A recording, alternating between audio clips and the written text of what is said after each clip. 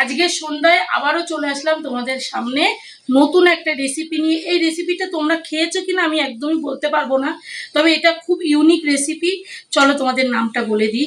আজকে আমি বানাতে চলেছি পটল চিংড়ির কোরমা। চলো কিভাবে করছি তোমরা দেখতে থাকো।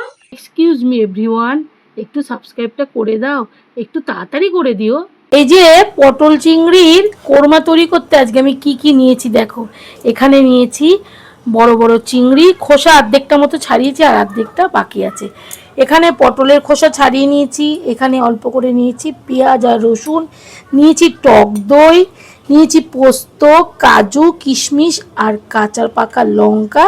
আর এখানে যে পটলটা নিয়েছি, পটলটা দেখো এইভাবে ছাড়িয়ে রেখেছি। এবার আমি কি করব, এইখান থেকে মাঝখান থেকে এইভাবে প্রত্যেকটা পটল চিড়ে চিড়ে দেবো, যাতে ভেতরে মশলাটা ঢুকে যায়।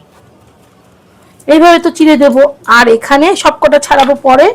এখানে চিংড়ির মধ্যে লবণ আর হলুদটা মাখিয়ে রেখে দিই, তাহলে লবণটা ভালো করে ঢুকবে।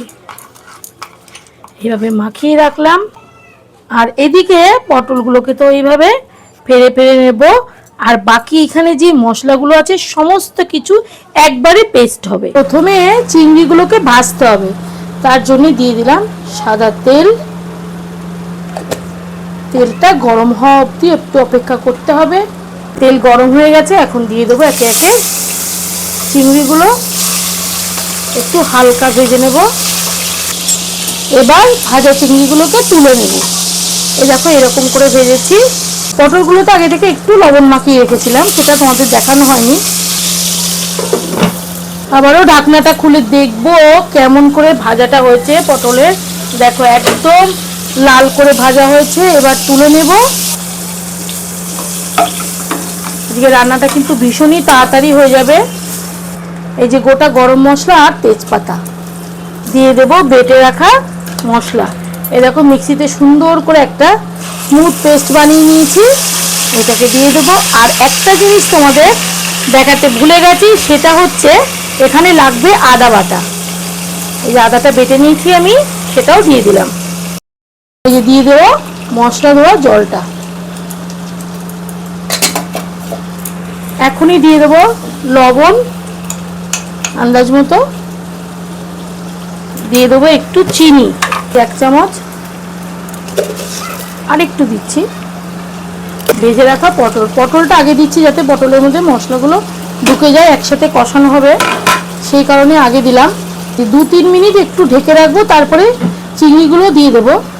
আবারও ঢাকনাটা খুলবো, খুলে দেখবো যে পটলগুলো পুরোপুরি সেদ্ধ হয়ে গেছে কিনা, তারপরেই চিংড়ি ছাড়তে হবে। এরকম মোটামুটি হয়ে গেছে, নিয়ে চিংড়িগুলো ছেড়ে দেবো। এবার দেখো চিংড়িগুলো দিয়ে দিলাম। চিংড়ির এই জুসটা অবশ্যই দিতে হবে, তা না হলে কিন্তু সেই টেস্টটা আসবে না। ভালো করে কেচে আমি দিলাম। দেখো এখনই কত সুন্দর কালার এসছে। এট লাস্ট আমি ঢাকনাটা খুলবো। দেখো বন্ধুরা কেমন হয়েছে, তোমরাই দেখে বলবে। আমি আজকে আর বলবো না যে কি সুন্দর হয়েছে, তোমরা দেখো।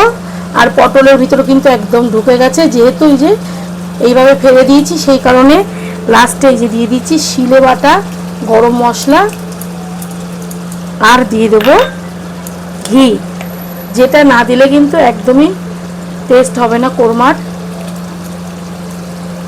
এবার একটু মিশিয়ে দেব। এই যে বন্ধুরা বানিয়ে ফেলেছি পটল চিংড়ির কোরমা। দেখো কি সুন্দর লোভনীয় হয়েছে। তোমরা কাশ্মীরি লঙ্কার গুঁড়ো দিতেই পারো, আমি এখানে দিইনি। আমি একদম লাইট রেখেছি। খেতে কিন্তু কোনো পার্থক্য হবে না, খেতে দারুণ হয়েছে, কারণ কর্তামশাইকে আগেই খাইয়ে দিয়েছি। আর আমি এখন খেয়ে তোমাদেরকে একটু রিভিউ দিচ্ছি। একবার বানিয়ে খাওয়ার অনুরোধ রইল।